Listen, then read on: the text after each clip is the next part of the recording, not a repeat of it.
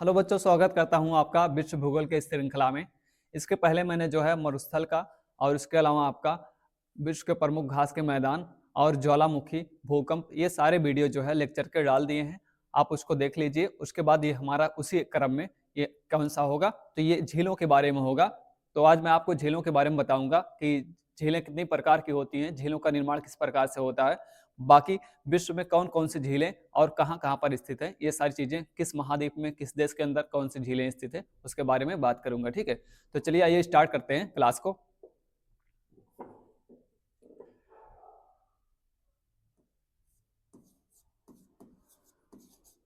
विश्व की प्रमुख झीलें, विश्व की प्रमुख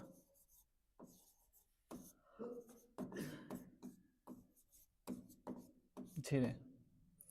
तो विश्व की प्रमुख झीलें में आप देखेंगे तो जब भी आपसे झीलों के बारे में पूछा जाए झीलें क्या होती हैं, तो आप देखे होंगे कि जो ना तो समुद्र होता है, ना तो महासागर होता है, ना तो हमने कहा छोटा सा कोई कुआं होता है, ना छोटा सा कोई तालाब होता है। उनके मध्य की जो चीज होती है उसको क्या कहा जाता है? झील कहा जाता है ना। कोई तालाब नहीं होगा, तालाब से जो एक बड़ा आकार होता है उसको झील कहा जाता है। समुद्र से छोटा होता है, आपके महासागर से छोटा होता है, लेकिन तालाब से उसी के बीच की जो चीजें होती है उसको क्या कहते हैं? झीलें कहते हैं। तो सामान्यतः झीलों का निर्माण किस तरह से होता है या झीलें कितनी प्रकार की होती हैं, तो आप देखोगे तो झीलों के प्रकार, झीलों के झीलों के प्रकार। तो जब भी आप देखोगे झीलों के प्रकार में, तो यहाँ पर जो आपको झीलें दिखाई देती हैं, जैसे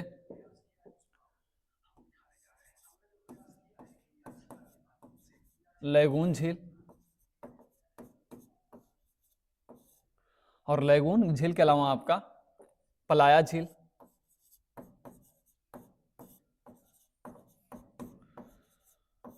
पलाया झील, गोखुर झील, गोखुर झील, और इसके अतिरिक्त जो आपका होता है हिमानीकृत झील, हिमानीकृत झील।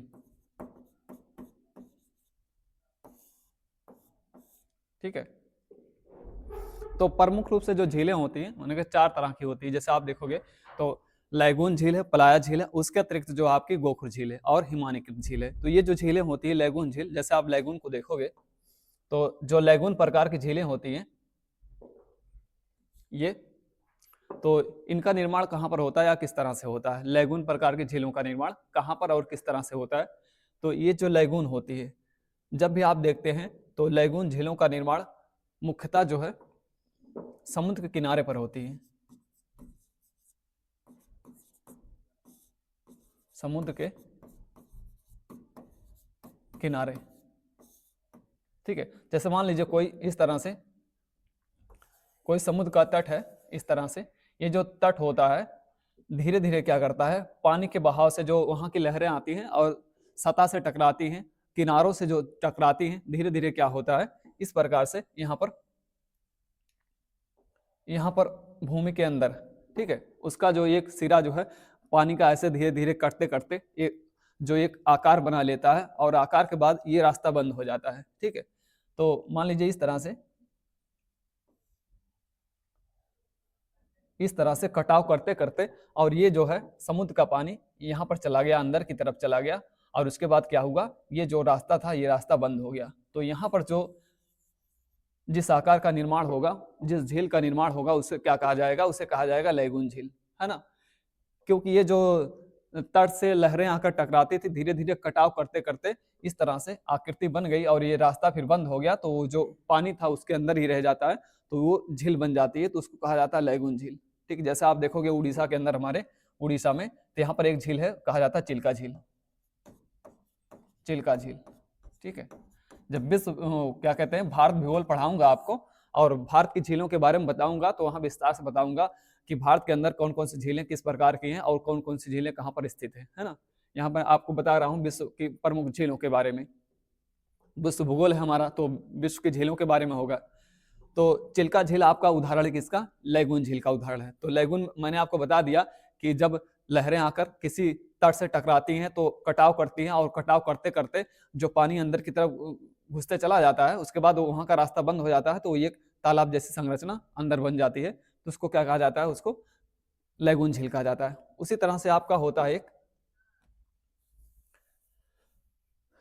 पलाया झील। पलाया झीलें क्या होती हैं? जब भी आप पलाया झीलों के बारे में देखेंगे तो जो पलाया झीलें होती हैं ये हवा के द्वारा निर्मित होती हैं। जैसे जैसा आपका बालू है ना, जो रेत होता है, जो बालू होता है, रेत क्या करती है कि एक जगह से दूसरे जगह तक उड़कर जाता है, और जैसे जैसे उड़कर जाएगा आप देखेंगे, इसे मान लीजिए ये रेत है, और ये जो रेत होता है एक स्थान से दूसरे स्थान तक जब उड़कर जाता है, धीरे धीरे वहां का रेत जब हट जाता है तो इस तरह से एक आकृति बन जाती है, इस तरह से, है ना। जब रेत हट जाएगा तो एक थाले जैसी आकृति आपकी ऐसे गड्ढे जैसी बन जाती है, और उसमें जब पानी भर जाता है, या बरसात का पानी हो या हमने कहा किसी तरह से पानी भर जाएगा, तो वहां पर झील का निर्माण हो जाएगा, तो उसको कहा जाता है पलायाकृत झील या पलाया निर्मित झील, है ना। तो पलाया झीलों का निर्माण हमेशा सदैव किससे होता है? ये हवाओं की क्रिया के द्वारा होता है। हवाएं जब एक जगह से दूसरे जगह तक रेत को ले जाएंगी तो वहां पर गड्ढा बन जाएगा, या जो थाला जैसी संरचना बन जाती है, तो झील का निर्माण हो जाता है बारिश के पानी से, ठीक है। उसके बाद गोखुर झील। गोखुर झील क्या होती है? तो आप देखे होंगे कि जब नदियां बहती हैं तो एक सीधी रेखा में तो नदियां बहती नहीं, नदियां इस तरह से बहती है ना, नदियां आपकी इस तरह से बहती हैं, इस तरह से। तो जब भी नदियों का बहाव इस तरह से होता है, और आप देखेंगे ये किनारे का, मान लीजिए नदियों का पानी यहाँ पर है, और यही नदी सीधे सीधे बहने लगती है यहाँ से, है ना। नदी जो है अपना रास्ता बदल के वह सीधी रेखा में जाने लगती है, तो ये वाला जो भाग छूट जाता है, तो ये वाला भाग झील का निर्माण कर लेता है, क्योंकि पानी यहाँ पर रहता है। तो हमने कहा एक मुख्य भाग से ये हट गया, यहाँ से इसका कटाव हो गया और नदी सीधे हो गई, तो नदी ऐसे जाने लगी, तो ये वाला जो भाग छूट जा रहा है, यहाँ पर जिस झील का निर्माण होता है उसको कहा जाता है आक्सबो लेक कहते हैं, या उसको गोखुर झील कहा जाता है, ठीक है। इसको गोखुर निर्मित झील कहा जाएगा। बाकी हिमानीकृत झील क्या होता है? तो जब भी आप देखेंगे पर्वतों के जो तलहटी में, पर्वतों के नीचे निचला क्षेत्र जो होता है,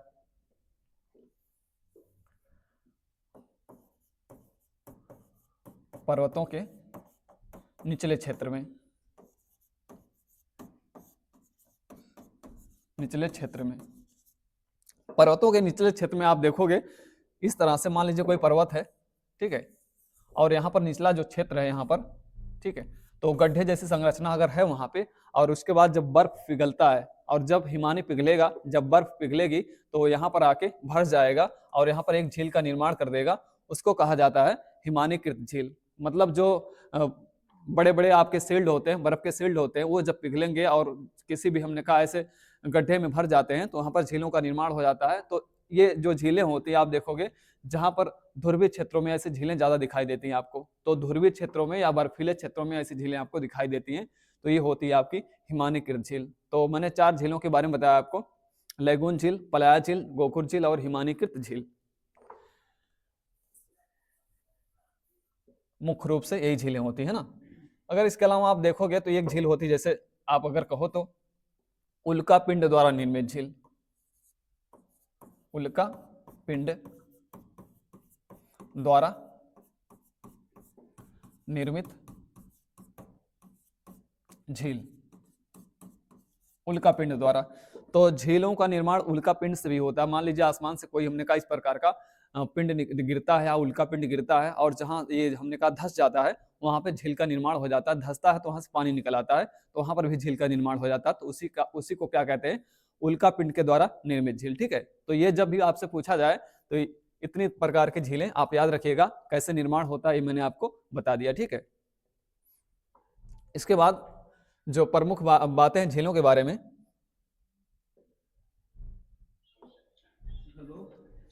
जैसे आप देखोगे तो अगर आपसे पूछा जाए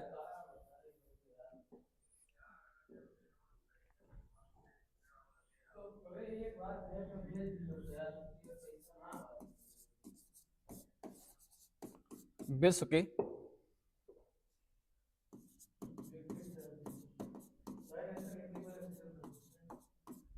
सबसे बड़ी झील, पहले एक बार संक्षेप में बता दूं फिर इसको बताता हूं। देखिए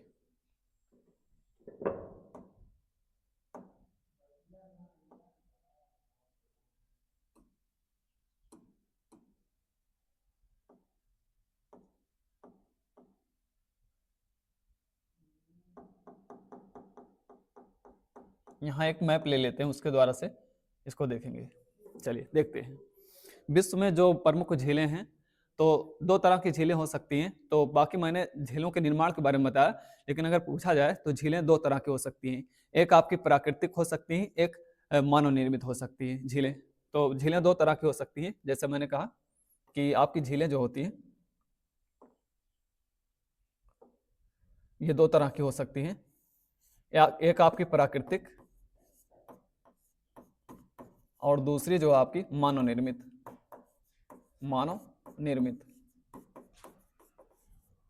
ठीक है।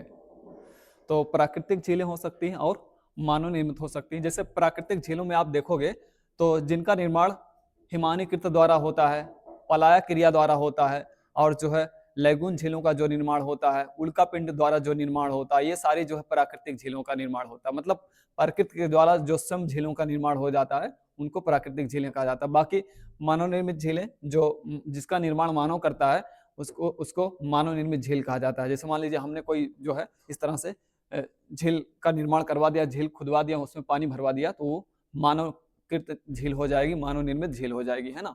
तो विश्व की जो सबसे बड़ी मानव निर्मित झील है वो कौन सी है? वो आपकी टाना झील है। ठीक है, टाना झील, और ये आपकी पड़ती है यहाँ पे अफ्रीका के अंदर। तो टाना झील ये विश्व की सबसे बड़ी मानव निर्मित झील है। और अगर पूछा जाए सबसे बड़ी प्राकृतिक झील कौन सी है, तो ये जो आपका कैस्पियन सागर झील है, ये कैस्पियन सागर झील, कैस्पियन सागर।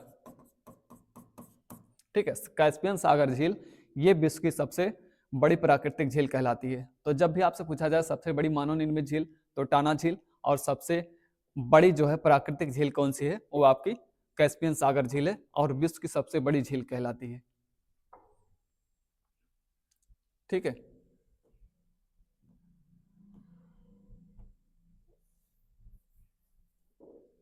चलिए देखते हैं प्रमुख झीलें कहां कहां पर स्थित हैं। तो जब भी आपसे पूछा जाए झीलों के बारे में, तो देखिए जो कनाडा में झीलें हैं, कनाडा के अंदर ज्यादातर झीलों का जो निर्माण हुआ है वो कैसे हुआ है? हिमानी क्रिया के द्वारा। ज्यादातर झीलें कनाडा के अंदर हिमानी क्रिया के द्वारा।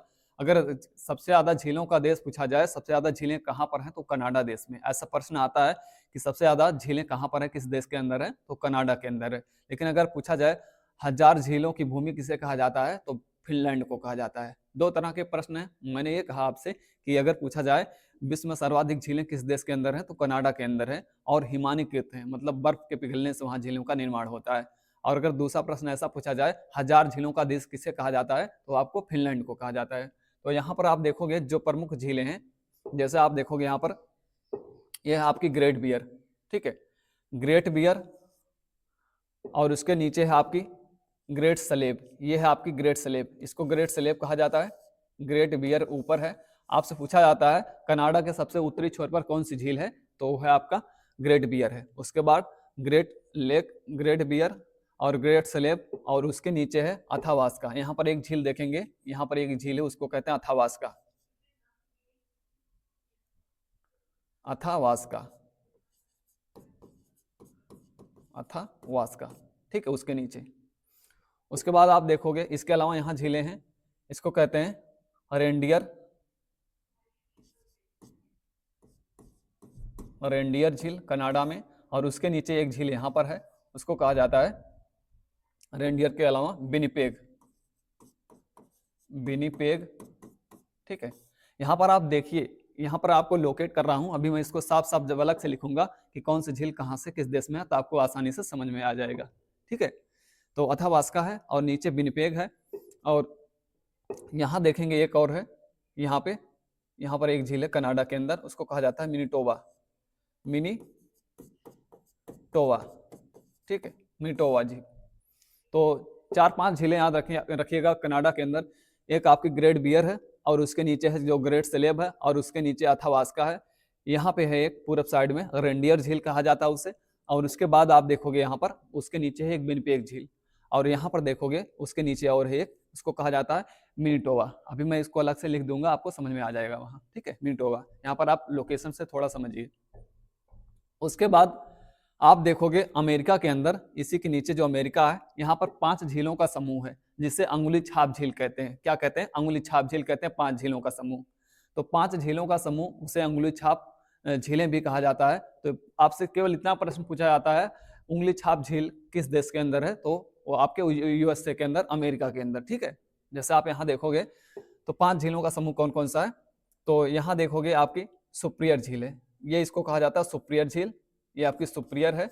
उसके बाद आप देखोगे मिशिगन झील, ये आपकी मिशिगन झील, इसको मिशिगन कहते हैं। क्या कहते हैं? मिशिगन कहते हैं। और उसके बाद ये आपकी ह्यूरन झील है इसके बगल में, और नीचे जो है ये इरी है, इरी झील, ठीक है, इरी।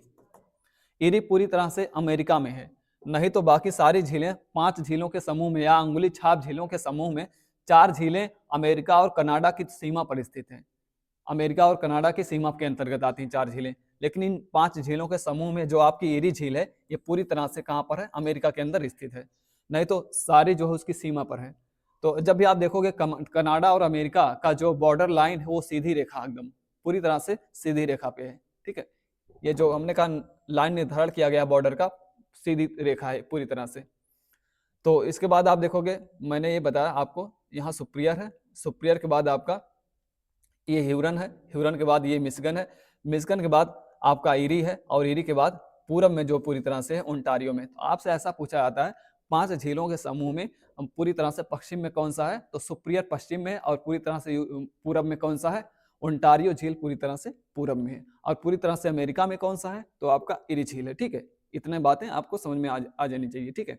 उसके बाद यहाँ पर देखेंगे एक और झील है, उसको कहा जाता है great salt, great salt lake, great salt lake, America के अंदर ही। ग्रेट साल्ट लेक कहां पर है? ऐसा बहुत पूछा जाता है, तो अमेरिका की झील है ग्रेट साल्ट, ठीक है। उसके नीचे यहां देखेंगे एक झील है मैक्सिको के अंदर, मैक्सिको के अंदर, इसको कहा जाता है ह्यूटस झील, ह्यूटस झील, ह्यूटस झील, झील कहां पे है? अमेरिका के अंदर, ठीक है। उसके बाद आ जाइए आप दक्षिण अमेरिका में। दक्षिण अमेरिका में देखेंगे यहां पर वेनेजुएला के अंदर मरकाइबो झील, मरकाइबो झील, दक्षिण अमेरिका महाद्वीप में मरकाइबो झील जो है ये वेनेजुएला में है, वेनेजुएला। कहां पे? वेनेजुएला, साफ साफ दिख रहा होगा अब आपको, ठीक है, वेनेजुएला, मरकाइबो झील।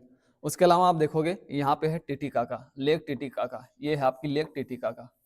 और लेक टिटिकाका ये विश्व की जो है सबसे ऊंचाई पर स्थित झील है, और इसी झील के अंतर्गत आपका आता है लापाज राजधानी जो सबसे, ठीक है ना, टिटिकाका। तो ये टिटिकाका ये कहाँ पे है? पेरू और बोलीविया की सीमा पर, पेरू और बोलीविया की सीमा पर ये टिटिकाका, पेरू और बोलीविया की सीमा पर टिटिकाका झील है, ठीक है। और मरकाइबो झील जो आपका वेनेजुएला के अंदर है। इसके अलावा आप देखोगे अफ्रीका महाद्वीप में, तो अफ्रीका महाद्वीप के अंदर जो झीलें हैं यहां पर देखेंगे, तो यहां पर है आपकी एल्बर्ट झील, एल्बर्ट, और उसके नीचे है एडवर्ड, एडवर्ड। फिर देखेंगे यहाँ पर, तो यहाँ पर देखेंगे एक झील है इसके नीचे, इसको कहा जाता है कीबू झील, कीबू झील। और उसके नीचे आपकी न्यासा है, यहाँ पर न्यासा झील है, न्यासा है। और न्यासा के अलावा नीचे देखेंगे यहाँ पर, तो यहाँ पर एक झील है, उसको कहते हैं टंगानिका, टंगानिका, ठीक है, टंगानिका। और टंगानिका के अलावा आप देखोगे यहाँ पर विक्टोरिया झील है, ये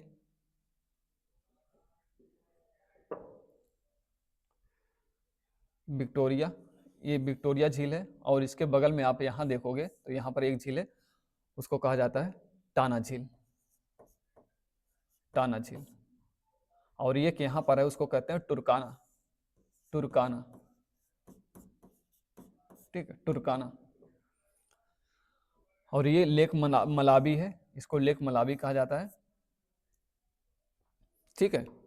तो जब भी अफ्रीका की झीलों के बारे में पूछा जाए तो एक झील यहाँ पर एल्बर्ट, इसको आप लोकेशन में जो है देखिए, मैं इसको समझा रहा हूँ, बाकी अभी साफ साफ इसको आपको बताऊंगा। एल्बर्ट है, नीचे एडवर्ड है, फिर उसी के नीचे कीबू झील है, और कीबू के बाद आपका यहाँ पर न्यासा झील है, न्यासा झील के बाद आपके जो है क्या कहते हैं, टंगानिका है, और टंगानिका के बाद यहाँ नीचे देखेंगे लेक मलावी है, और इसके बाद लेक टाना यहाँ पर है। लेक टाना से जो है आपकी जो नील नदी है अफ्रीका महाद्वीप के अंदर, तो दो धाराओं में निकलती है, एक श्वेत नील और एक नील नील, ठीक है। तो व्हाइट नील, क्या कहते हैं, एक व्हाइट नील और एक ब्लू नील। तो ब्लू नील और व्हाइट नील, तो व्हाइट नील जो निकलती है वो टाना झील से निकलती है, ठीक है, और विक्टोरिया झील से ब्लू नील निकलती है, दोनों मिलकर आगे नील नदी कहलाती है ना। तो इतनी झीलें यहाँ पर है। उसके बाद आप देखोगे तो यहाँ पर है लेक लेडोगा, रूस के अंदर लेक लेडोगा, और एक है और यहाँ पर lake Onega, Onega, lake Onega, ठीक है। और यहाँ देखेंगे बैकाल झील है, ये है आपकी बैकाल झील। उसके बाद ये है कैस्पियन सागर झील, कैस्पियन सागर झील, और ये है अरल सागर झील। और इसके अलावा आप देखोगे तो जेनेवा झील, यहाँ एक न्यूजीलैंड में, वो क्या कहते हैं, जेनेवा, स्विट्जरलैंड के जेनेवा में पड़ती है जेनेवा झील, स्विट्जरलैंड में जेनेवा झील, ठीक है। उसके बाद आप ईरान देश के अंदर यहाँ देखोगे दो झीलें हैं, एक नमक ये दरिया, नमक ये दरिया, और नीचे देखोगे उर्मिया झील, उर्मिया झील, ठीक है। तो ईरान के अंदर दो झीलें, एक नमक दरिया झील और दूसरी कौन सी है, उर्मिया झील, ये ईरान देश के अंदर स्थित है। यहाँ पर देखोगे एक है आपका बालकस झील, कजाकिस्तान में, बालकस, बालकस झील कजाकिस्तान के अंदर, ठीक है। उसके बाद आप देखोगे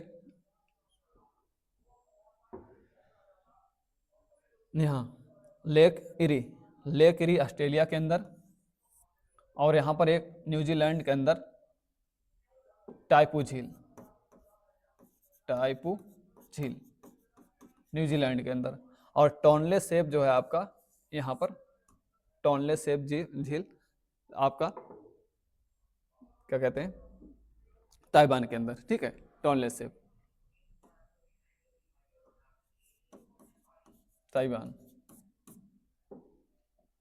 तो इतनी झीलों के बारे में आप याद रखिएगा, जब भी पूछा जाए ये सारी झीलों के बारे में, तो एक बार आपने समझ लिया होगा कि कौन सी झीलें कहाँ पर जो है स्थित है। तो इस प्रकार से जब भी आपसे पूछा जाएगा तो एक आपके दिमाग में एक मैप रहेगा कि ये झीलें यहाँ पर इस देश की तरफ हो सकती हैं, क्योंकि दुनिया के किसी भी देश के बारे में पूछा जा सकता है उसमें झीलों के, ये झील कहाँ से किस देश के अंदर गए।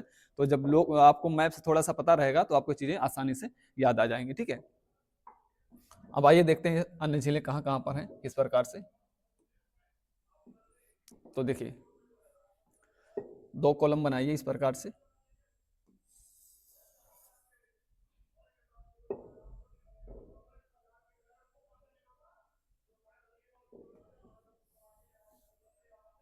एक मिनट शेप ले लेते हैं।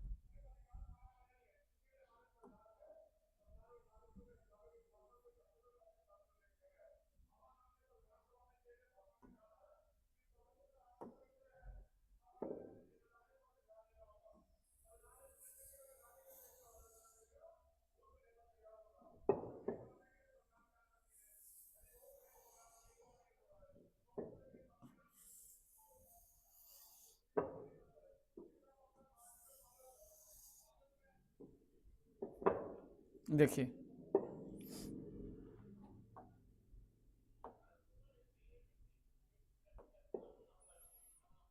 एक तरफ झीलें लिखेंगे, झीलें, और एक तरफ देश, प्रमुख देश, ठीक है। तो देखिए जब भी झीलों की बात करें तो कनाडा से झीलें से स्टार्ट करते हैं, जैसे Great Bear, Great Bear, Great Slave, Great Slave, और इसके अलावा अथावास्का,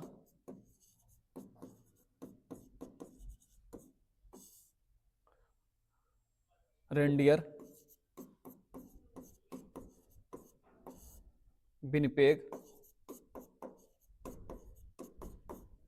और विनिपेग के अलावा जो देखोगे तो मिनीटोबा, मिनीटोबा, इतनी झीलें कनाडा देश के अंदर स्थित हैं। सारी कहाँ पे? कनाडा के अंदर।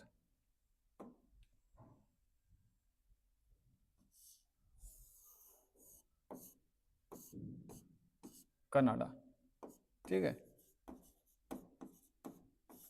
इसके बाद देखोगे आप तो यहाँ जो अन्य झीलें हैं,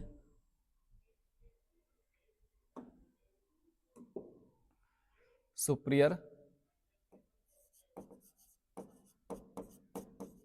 सुप्रियर, मिशिगन, मिशिगन, और इसके अलावा Hurun, Hurun, eri, eri, Ontario,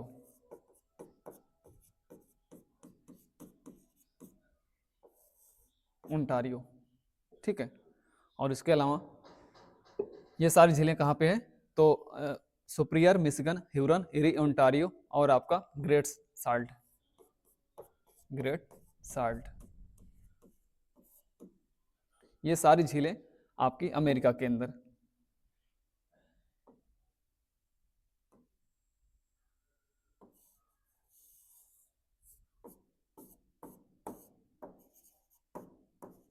America महाद्वीप में, ठीक है, अमेरिका के अंदर, ठीक है। बाकी इसके अलावा आप झीलों के बारे में देखोगे तो जो आपकी झीलें हैं, जैसे ओनेगा,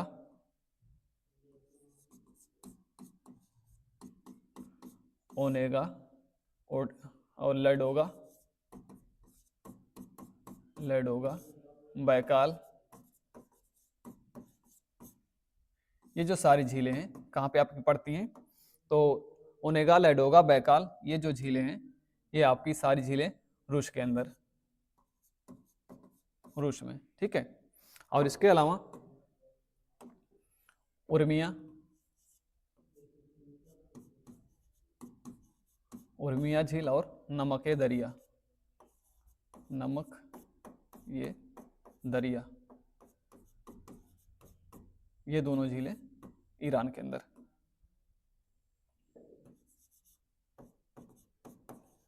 ईरान देश, ठीक है। तो ओनेगा, लेडोगा, बैकाल, उर्मिया, और ये जो नमक दरिया, ये दोनों झीलें ईरान के अंदर, बाकी ओनेगा, लेडोगा, बैकाल ये झीलें जो है रसिया के अंदर स्थित है। इसके अलावा आपकी है अन्य झीलें, जैसे बाल्कस,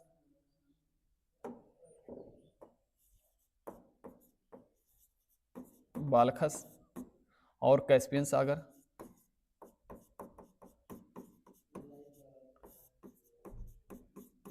कैस्पियन सागर, इसके अलावा अरल सागर, ये जो झीलें हैं तो कजाकिस्तान के अंदर,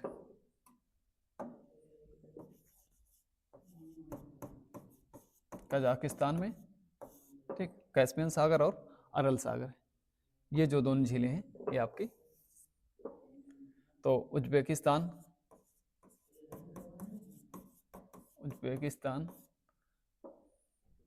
तथा अन्य कई देशों में, अन्य कई देशों में, बहुत सारे देशों में है। तो इस प्रकार से कैस्पियन सागर, अरल सागर। इसके अलावा जो झीलें हैं जैसे आप देखते हो तो टोनले सेप,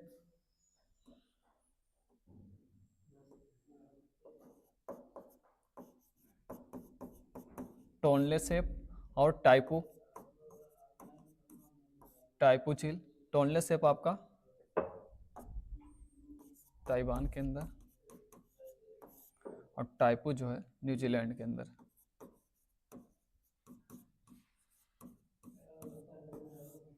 और एरी झील,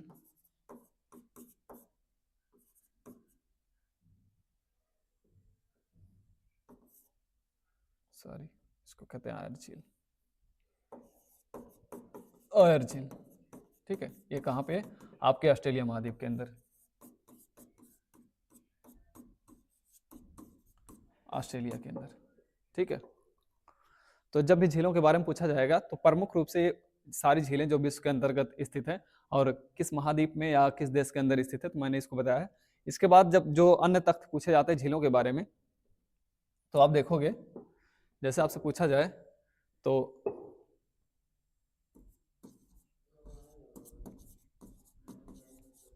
विश्व की सबसे बड़ी खारे पानी की झील,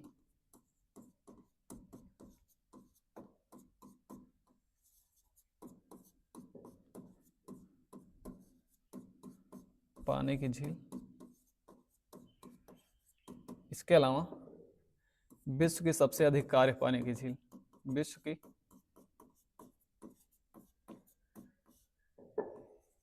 सबसे अधिक खारे पानी की झील,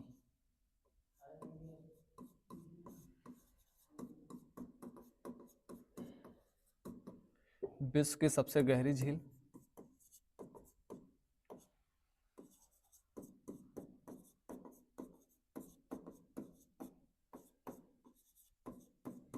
सबसे गहरी झील, और इसके अतिरिक्त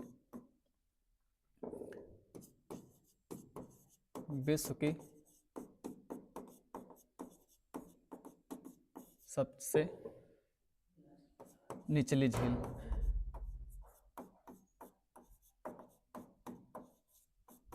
विश्व की सबसे ऊंचाई पर स्थित झील, विश्व की सबसे ऊंचाई पर स्थित झील, ऊंचाई पर स्थित झील,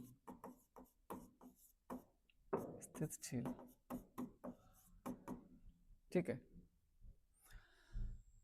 इसके अतिरिक्त जो चीजें हैं, अगर आपसे ऐसा पूछा जाए विश्व की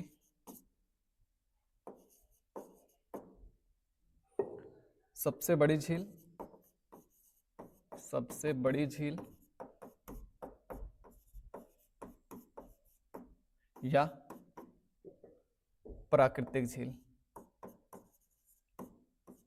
प्राकृतिक झील,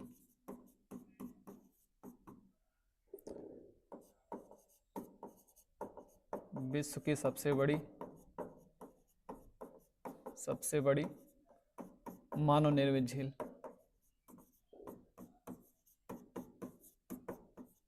मानव निर्मित झील।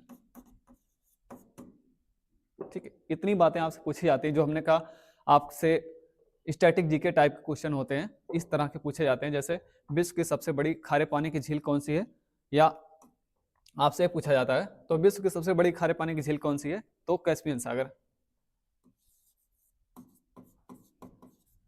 कैस्पियन सागर।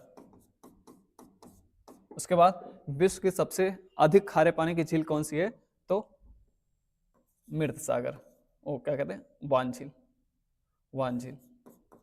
ठीक है, वान झील।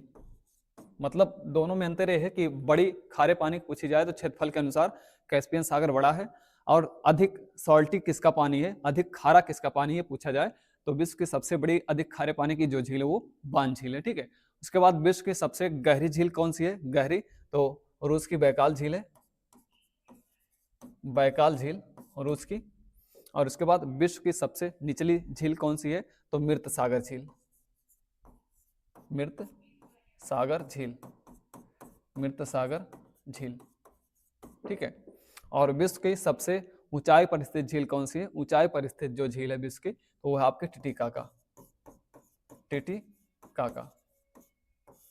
ठीक है, इसको विश्व की सबसे बड़ी नौकागम्य झील भी कहा जाता है। तो विश्व की जो सबसे बड़ी नौकागम्य झील है वो आपकी टिटिकाका, मतलब नौकाएं इस झील के अंदर बहुत चलती हैं, तो विश्व की जो सबसे बड़ी नौकागम्य झील है वो आपकी टिटिकाका है, और सर्वाधिक ऊंचाई पर स्थित झील टिटिकाका है, पेरू और बोलीविया की सीमा पर स्थित है। बाकी विश्व की सबसे बड़ी झील या प्राकृतिक झील किसको कहते हैं, सबसे बड़ी झील या प्राकृतिक झील, तो ये कहलाता है आपका कैस्पियन सागर, कैस्पियन सागर। तो सबसे बड़ी झील पूछी जाए तो कैस्पियन सागर, या सबसे बड़ी प्राकृतिक झील पूछी जाए तो भी आपका कैस्पियन सागर। विश्व की सबसे बड़ी मानव निर्मित झील कौन सी है? तो आपकी टाना झील। ठीक है, टाना झील विश्व की सबसे बड़ी मानव निर्मित झील है। तो जब भी झीलों के बारे में पूछा जाए, इतनी बातें आपसे पूछी जाती हैं झीलों के बारे में कि कौन सी झील किस देश के अंदर स्थित है, या किस महाद्वीप में स्थित है, या किस तरह की झील है वो। तो कभी कभी आपसे लेगून टाइप की झील कौन सी है, या आपकी जो है मानव निर्मित झील कौन सी है, प्राकृतिक झील कौन सी है, सबसे बड़ी झील की उदाहरण कौन सी है, सबसे मीठा पानी कौन सा है, अगर आपसे पूछा जाए यहाँ पर, तो सर्वाधिक सर्वाधिक मीठे पानी की झील, मीठे पानी की झील कौन सी है, तो आप किसको बताओगे? तो सुप्रियर झील को। सुप्रियर झील, सुप्रियर झील विश्व के जो हमने कहा सबसे अधिक मीठे पानी की झील है, या सबसे बड़ी मीठे पानी की झील है, वो कौन सी है? सुप्रियर झील है। सर्वाधिक मीठा पानी सुप्रियर झील का है। ठीक है, मीठा पानी कहने का मतलब उसमें हमने कहा शक्कर या चीनी नहीं घोला गया है। मीठा पानी का कहने का मतलब होता है अधिक पीने योग्य, है ना।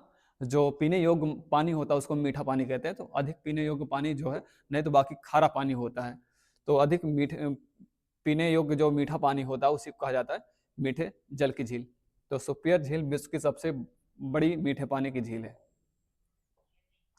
तो मैंने आपको सारी बातें बता दी कि जब भी पूछा जाए, इस तरह के तथ्य पूछे जाते हैं झीलों के बारे में, तो कौन सा झील किस देश में स्थित है, या उसकी प्रकृति कैसी है, या सर्वाधिक खारा पानी किसका है, सर्वाधिक मीठा पानी किसका है, ये तमाम फैक्ट आपके पूछे जाते हैं। तो इससे ज़्यादा कुछ भी नहीं होता झीलों के बारे में। जब भी आप झीलों के बारे में देखोगे तो इससे ज़्यादा कुछ नहीं होगा। झीलों के देश के बारे में पूछा जाएगा, और झीलों के प्रकृति के बारे में कि खारा है, कैसा मीठा है, कैसा है। ठीक है, ये पूछा जाता है। ठीक, तो आज के लिए इतना ही। मिलते हैं अगले क्लास में, तब तक के लिए थैंक यू वेरी मच।